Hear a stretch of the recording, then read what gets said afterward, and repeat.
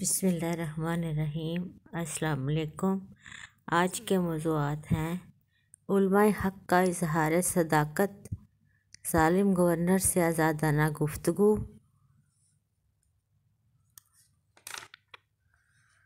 حجاج بن یوسف سے ایک نڈر اور حق گو نو عمر لڑکے کی گفتگو،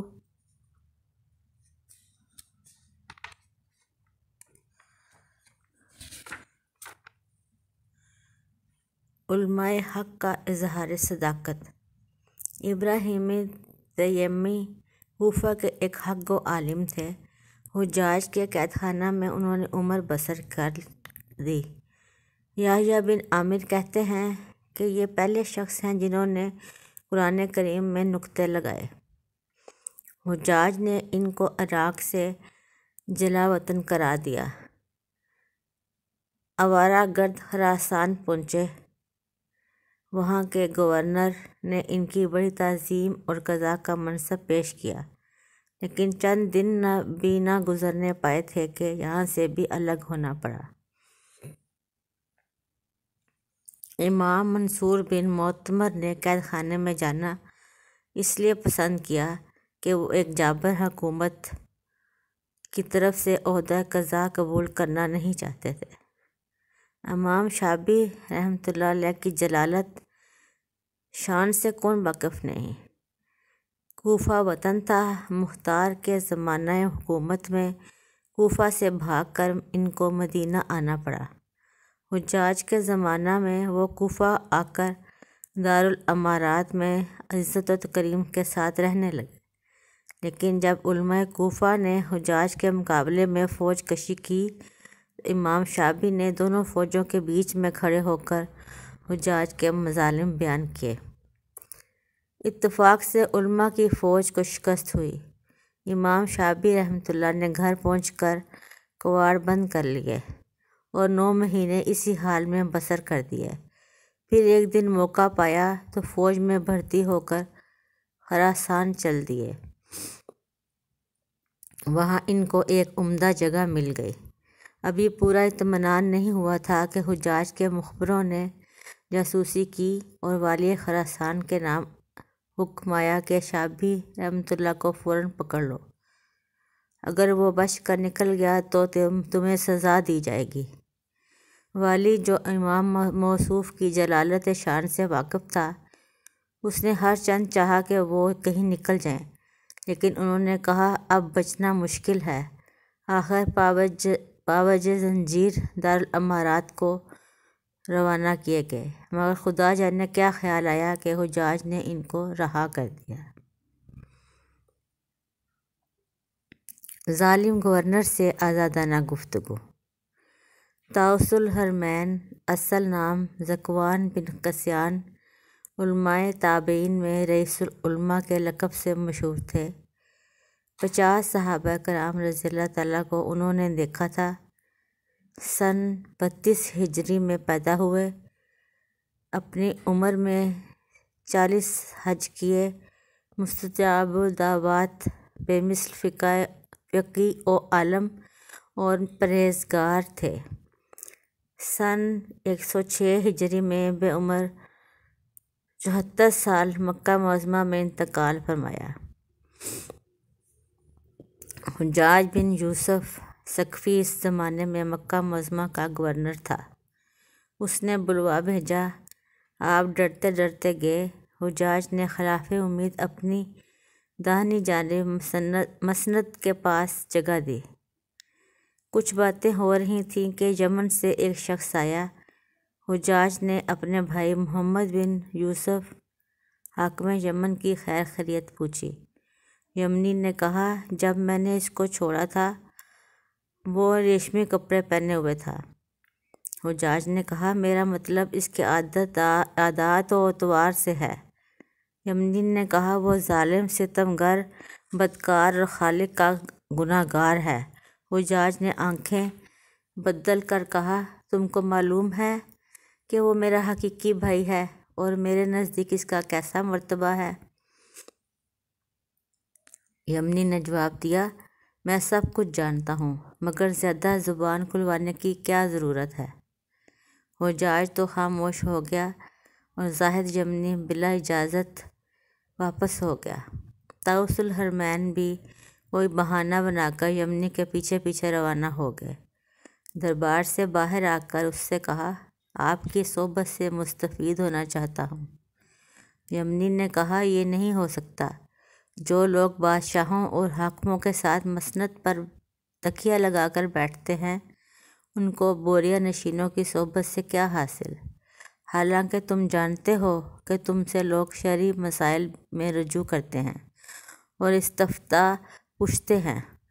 طاؤس الحرمین نے کہا، سچ ہے، لیکن جیسا ہے ہمارا امیر ہے، وہ ہم پر حکمران بنایا گیا ہے۔ آپ بھی تو اس کے طلب کرنے پر فوراً چلے آئے۔ یمنی زاہد نے کہا، جب تم حاکم وقت تک رسائی ہے تو رایا کی ترجمانی کیوں نہیں کرتے؟ کیوں نہیں حق کی رغبت اور عدل و داد کی طرف اس کی توجہ دلاتے؟ کیا خدا کی نسبت خدا کے بندے کا خوف تم پر زیادہ غالب ہے؟ طاؤس الحرمین نے کہا، اب توبہ کرتا ہوں اور خداوند کریم سے بخشش کی دعا مانگتا ہوں اور التجا کرتا ہوں کہ اپنی صحبت سے مستفید ہونے کی اجازت دیجیے۔ یمنی نے کہا، خداوند کریم تم کو حسن عمل کی توفیق دے۔ میرا ایک رفیق بہت غیور اور صاف گو ہے، لگی لپٹی نہیں رکھتا، وہ علم پر عمل کو ترجیح دیتا ہے۔ ڈرتا ہوں کہ تم آ گئے تو وہ چلا جائے گا۔ یہ کہہ کر وہ یمنی زاہد جہاں سے آیا تھا وہاں چلا گیا۔ حجاج بن یوسف سے ایک نڈر اور حق گو نوعمر لڑکے کی گفتگو۔ حجاج اپنے محل کے دریچہ میں نشست فرما تھا۔ عراق کے بعض سردار بھی حاضر تھے۔ ایک لڑکا جس کے بال اس کی کمر تک لٹک رہے تھے، فلک نما عمارت کو غور سے دیکھا، دائیں بائیں نظر کی اور بآواز بلند کہا، کیا اونچی اونچی زمینوں پر نشان بناتے ہو، بے فائدہ اور مضبوط قلعے بناتے ہو، اس خیال سے کہ ہمیشہ جیتے رہو گے؟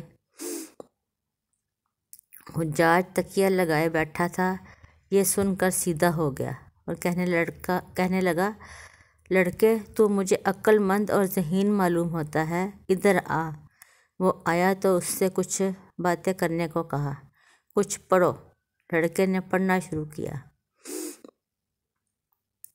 اعوذ باللہ من الشیطان الرجیم، اذا جاء نصر اللہ والفتح ورأیت الناس یخرجون من دین اللہ افواجا۔ ترجمہ، شیطان رحیم سے خدا کی پناہ مانگتا ہوں، رجیم سے خدا کی پناہ مانگتا ہوں۔ جب کہ خدا کی مدد اور فتح آئی اور تو دیکھے کہ لوگ خدا کے دین سے فوج فوج نکلے جا رہے ہیں۔ حجاج، یدخلون، پڑھو، یعنی داخل ہوتے ہیں۔ لڑکا، بے شک داخل ہی ہوتے تھے، مگر تیرے عہد حکومت چونکہ لوگ نکلے جا رہے ہیں اس لیے میں نے خروج کا صیغہ استعمال کیا۔ حجاج، تو جانتا ہے میں کون ہوں؟ لڑکا، ہاں میں جانتا ہوں کہ ثقیف کے شیطان سے مخاطب ہوں۔ حجاج، تو دیوانہ ہے اور قابل علاج ہے۔ اچھا، امیر المومنین کے بارے میں تم کیا کہتے ہو؟ خدا، تم کیا کہتے ہو؟ لڑکا، خدا ابوالحسن علی حضرت علی کرم اللہ وجہہ پر رحمت کرے۔ حجاج، میری مراد عبدالملک بن مروان سے ہے۔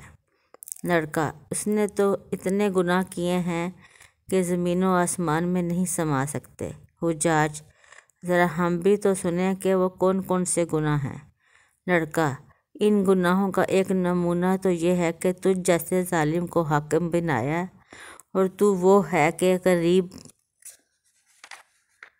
رعایا کا مال مباح اور خون حلال سمجھتا ہے۔ حجاج نے مصاحبوں کی طرف دیکھا اور کہا اس گستاخ لڑکے کے بارے میں کیا کہتے ہو؟ سب نے کہا اس کی سزا قتل ہے کیونکہ یہ اطاعت پذیر جماعت سے الگ ہو گیا ہے۔ لڑکا: اے امیر، تیرے مصائبوں سے تو تیرے بھائی فرعون کے مصائب اچھے تھے، جنہوں نے حضرت موسیٰ علیہ السلام اور ان کے بھائی کے متعلق فرعون سے کہا تھا کہ ان کے قتل کرنے میں جلدی نہ کرنا۔ یہ کیسے مصائب ہیں کہ محض خوشامد کی وجہ سے بغیر سوچے سمجھے میرے قتل کا فتویٰ دے رہے ہیں۔ حجاج نے یہ سوچ کر کہ ایک معصوم لڑکے کے قتل سے ممکن ہے سورش عظیم نہ ہو جائے، نہ صرف اس کے قتل کا ارادہ ملتوی کر دیا بلکہ اب خوف دلانے کی بجائے نرمی سے کام لینا شروع کیا اور کہا: اے لڑکے، تہذیب سے گفتگو کرو اور زبان کو بند کر۔ جا، میں نے تیرے واسطے 4000 درہم کا حکم دے دیا ہے، اس کو لے کر اپنی ضرورتیں پوری کر لے۔ لڑکا: مجھے درہم اور دام کی کوئی ضرورت نہیں، خدا تیرا منہ سفید اور تیرا ٹخنا اونچا کرے۔ حجاج نے اپنے مصائبوں سے کہا: سمجھتے ہو اس کا مطلب کیا ہے؟ امیر ہم سے بہتر سمجھتا ہے۔ حجاج نے کہا: اس نے اس فقرہ سے کہ خدا تیرا منہ سفید کرے میرے لیے کوڑ کے مرض کی دعا کی ہے، اور ٹخنا اونچا ہونے سے سولی لٹکانا مراد لیا ہے۔ حجاج نے لڑکے سے کہا: ہم نے تیری نوخیزی پر رحم کیا اور تیری ذہانت اور ذکاوت اور تیری جسارت اور جرأت کی وجہ سے تیری خطا معاف کی۔ اس کے بعد لڑکے نے حجاج سے اور بھی باتیں کی۔ اس کے چلے جانے پر اپنے مصاحبین سے کہا: خدا کی قسم، میں نے اس سے زیادہ دلاور اور سر بکف کسی کو نہیں پایا، اور امید ہے کہ وہ بھی مجھ جیسا کسی کو نہ پائے گا۔